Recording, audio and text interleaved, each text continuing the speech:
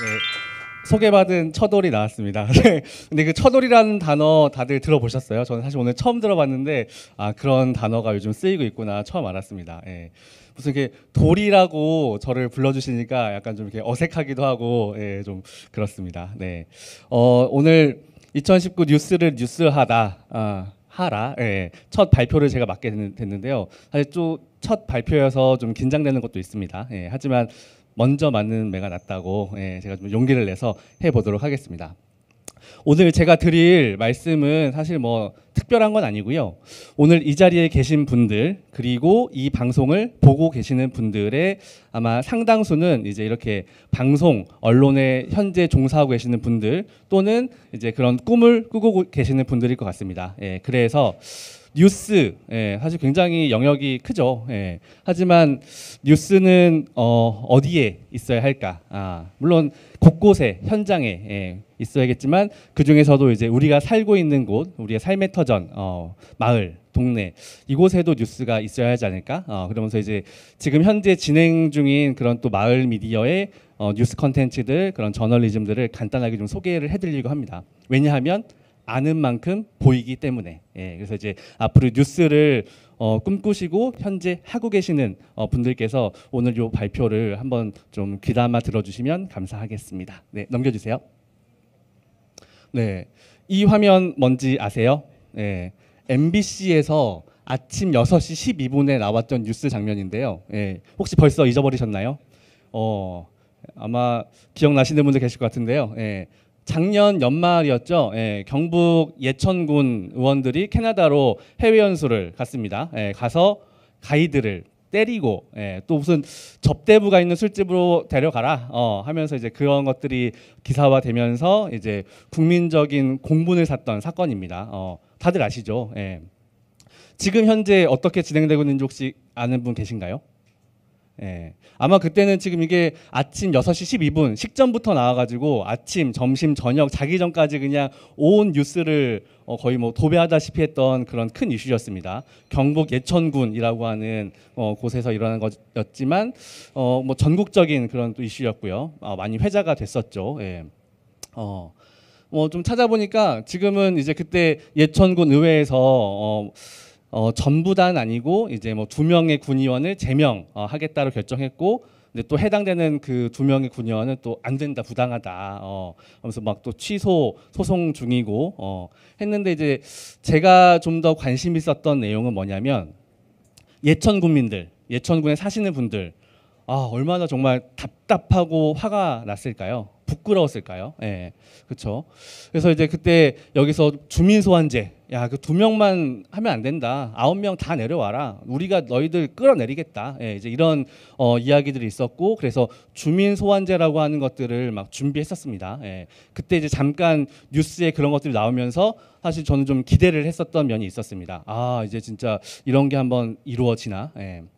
하지만 현재는 이제 뭐 물거품이 됐고요. 뭐 그 이후에는 이제 그 제도적인 이유들 굉장히 문턱이 높았고 또 이걸 진행하는 과정에서 또 뭐 그 주민 소환제에 또 서명했던 사람들의 개인 정보 이런 것들이 막 공개되고 또 그런 부담감 때문에 취소하고 하면서 여러 그런 우여곡절이 있었던 것으로 알고 있습니다. 그래서 그런 문제들을 해서 사실 이 자체로서도 굉장히 큰 문제지만 사실은 이 주민 소환제라고 하는 사실 우리에게 정말 마을에 주민들에게 굉장히 필요한 이런 것들에 또 어떤 문제가 있는지까지 사실 좀 더 끈기 있는 그런 취재와 보도가 있었다면 어땠을까 하는 그런 아쉬움들이 남았습니다. 다음. 그래서 오늘 이제 첫 번째 발표의 주제는 마을을 위한 뉴스가 있는 마을인데요. 저는 사실 좀 단정적으로 이렇게 먼저 말씀을 드리겠습니다. 마을을 위한 뉴스는 없다. 사실 뭐 지역마다 그런 신문들이 존재하고 또 지역마다 뭐 케이블 TV에서 하는 뉴스들도 있고 또 최근에 이제 뭐 제가 활동하고 있는 그런 마을 미디어들이 있고 거기서 만들어지고 있는 또 뉴스 컨텐츠들이 있지만 사실 그런 것들이 실제로 그리고 또 더 많은 사람들에게 더 다가가는 데는 굉장히 많은 어려움들이 있습니다. 그래서 마을을 위한 뉴스는 없다. 왜 없을까? 이 이야기를 한번 해보려고 합니다. 다음.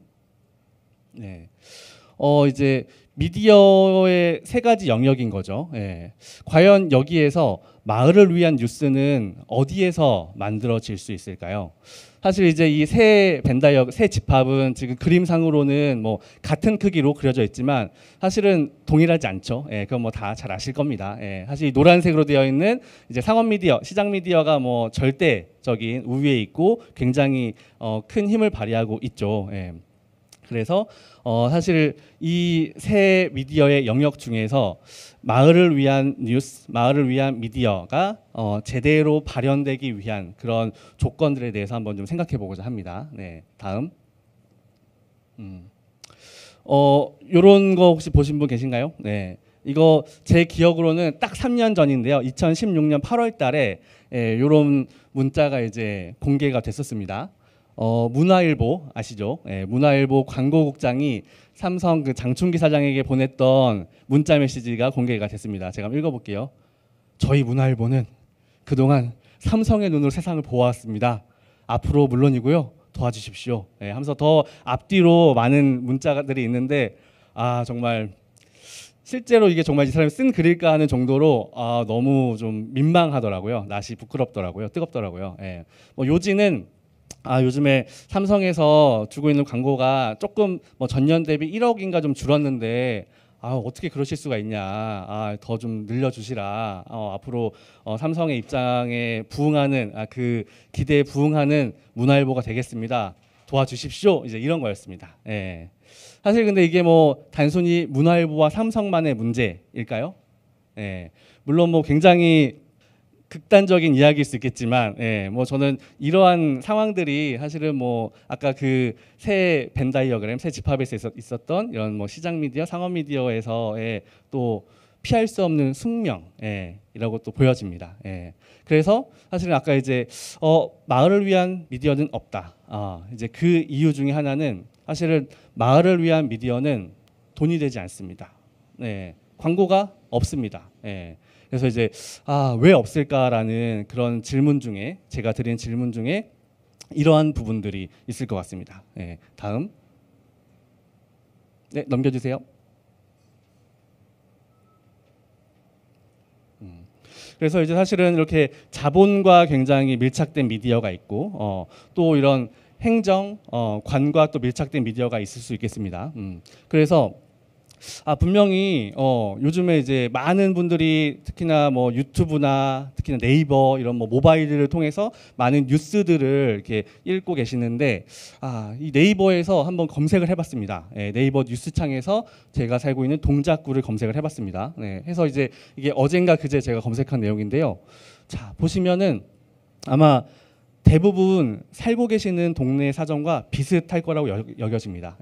대부분 그 해당 자치구청 발 보도 자료들입니다.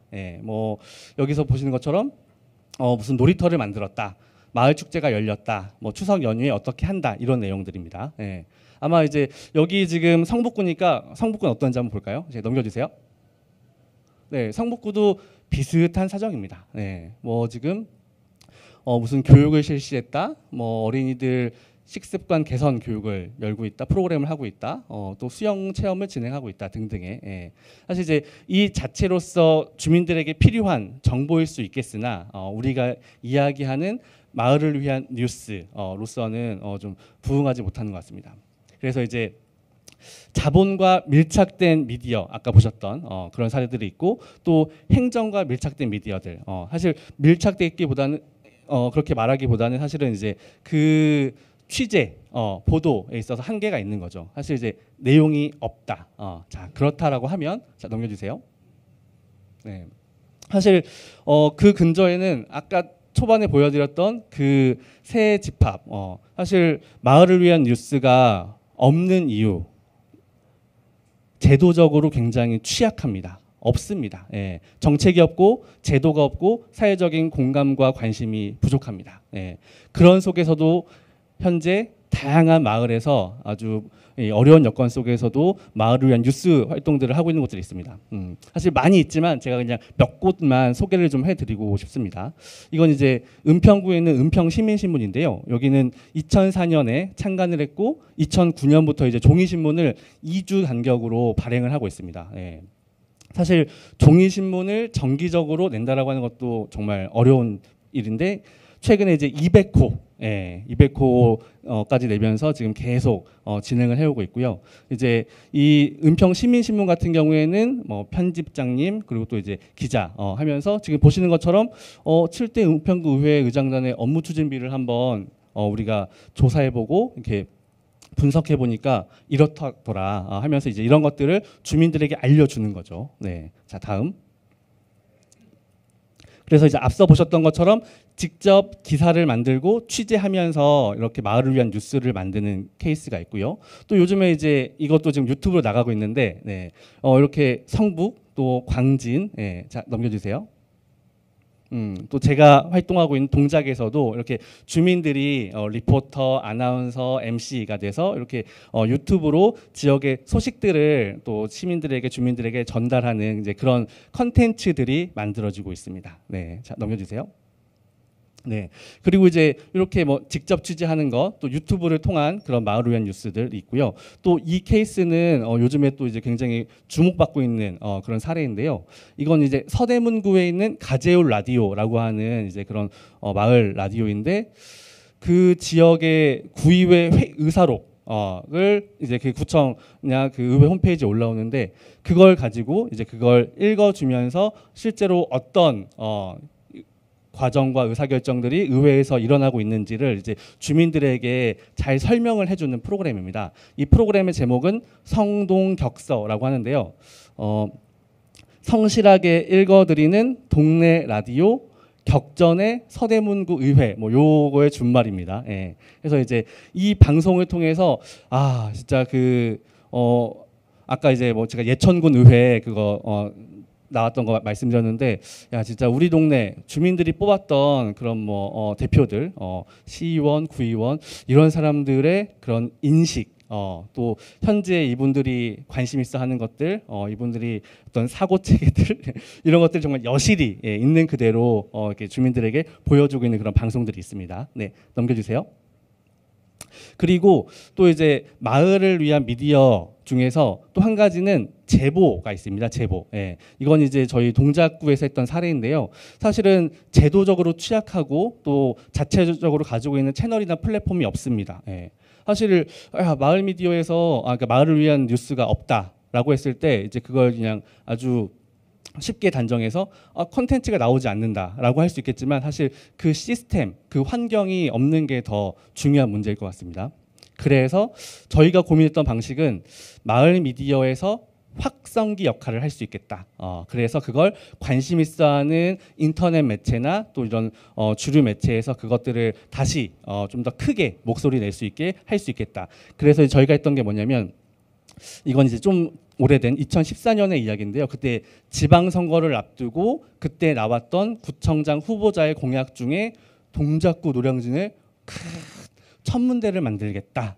현역 구청장이었던 사람이 이제 이런 공약을 세우고 그걸 막 실행에 아주 빠르게 옮기면서 저희가 이제 요 정보공개 청구하고 요것들에 관한 정보들을 수집해가지고 동작 FM의 방송으로 만들고 그 내용을 이제 뭐 미디어 오늘이라고 하는 그런 이제 인터넷 매체에다가 제보하면서 이게 이제 동작 FM에서 그 접할 수 있었던 그런 영역보다 훨씬 더 많은 사람들과 나눌 수 있게 되고 이게 이제 다행히도 좀 이슈 파이팅이 되면서 지방선거에 영향을 미쳤고 결과적으로는 이게 이제 없어지는 무산되는 이제 그런 결과까지 있었습니다. 네.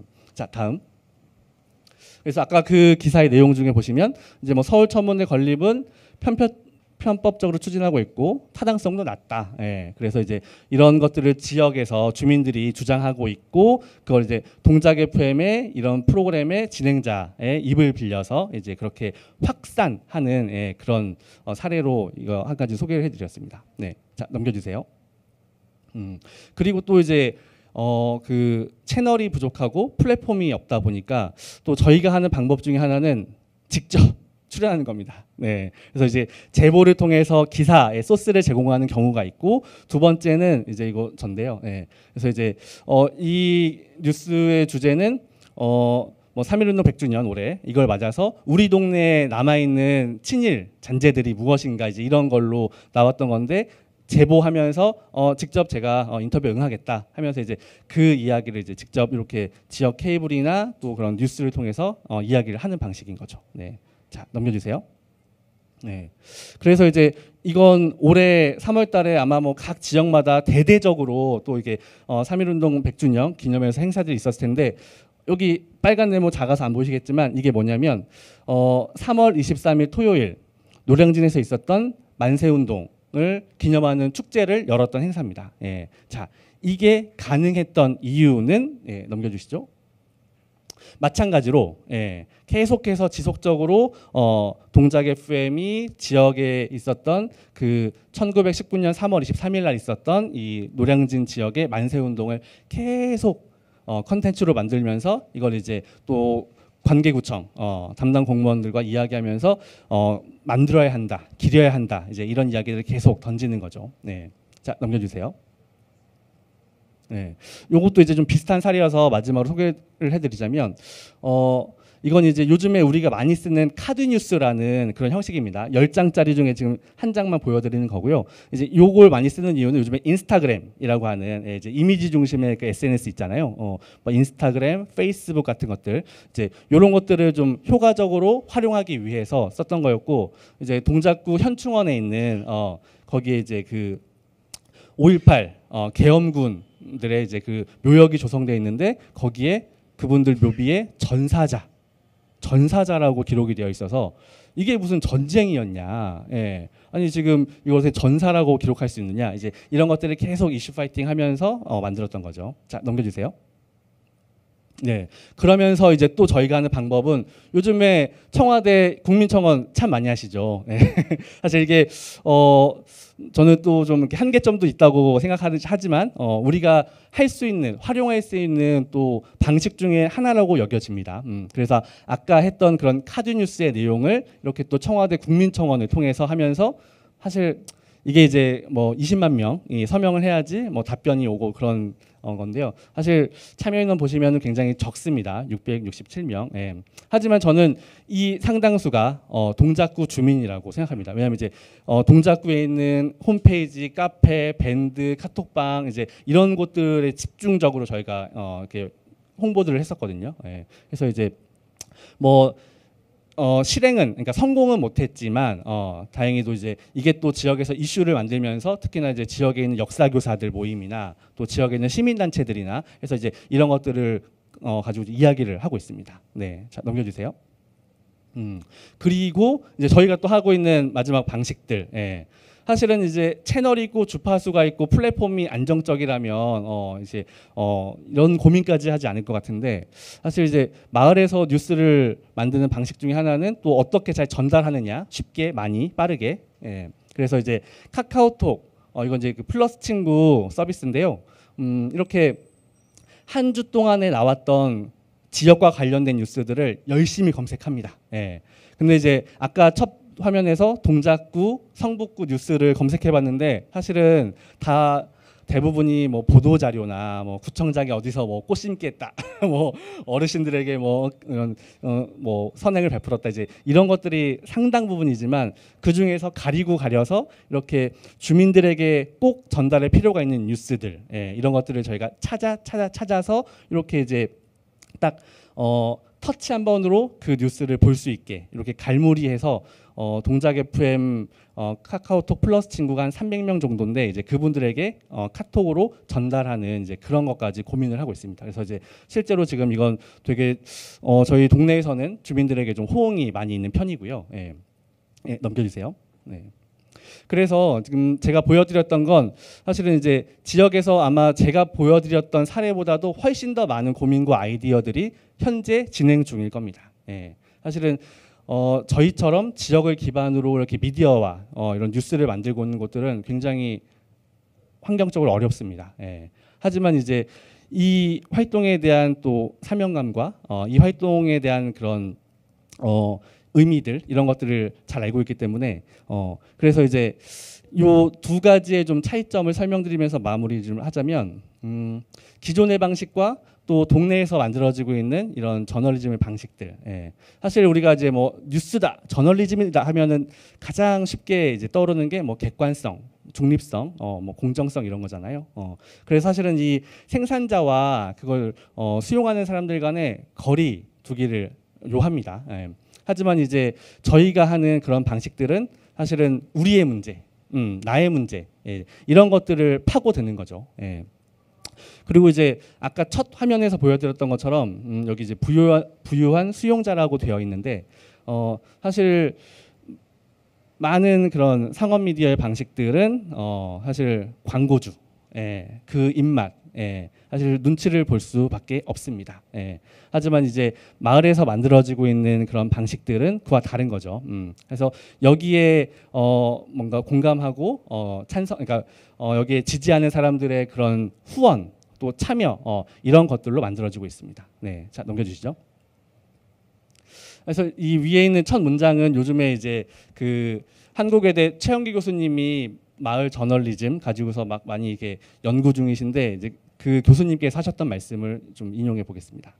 마을 저널리즘은 새로운 마을을 조직하고 마을의 규범을 새롭게 만들어가는 것이다. 예, 그래서 누가 해주는 것이 아니고 직접 그리고 그걸 아까 이제 제가 뭐 끈기 말씀드렸는데 이제 더 지역의 정말 구체적인 또 현실적인 또 체감적인 그런 변화까지 또 마을 미디어의 저널리즘은 그런 것들을 모색하고 있습니다. 예. 한번 보도로 끝나는 것이 아니고 그것으로 우리가 할 수 있는 것까지 예, 하고 있고 그래서 이제 저는 마을을 위한 뉴스 이것은 우리가 어떤 마을을 상상하고 있는지와 굉장히 좀 직결된 이야기라고 생각을 합니다. 예, 그래서 오늘 이 자리에 오신 분들 또 이 방송을 보시고 있는 분들 뭐 이제 종사자도 계시고 또 이제 좀 이렇게 지망하고 계시는 분들도 계실 것 같은데 이 마을과 협업할 수 있는 마을 저널리즘과 좀 협력할 수 있는 그런 부분들 또 함께 좀 모색을 해주시고 고민을 해주시면 감사하겠습니다.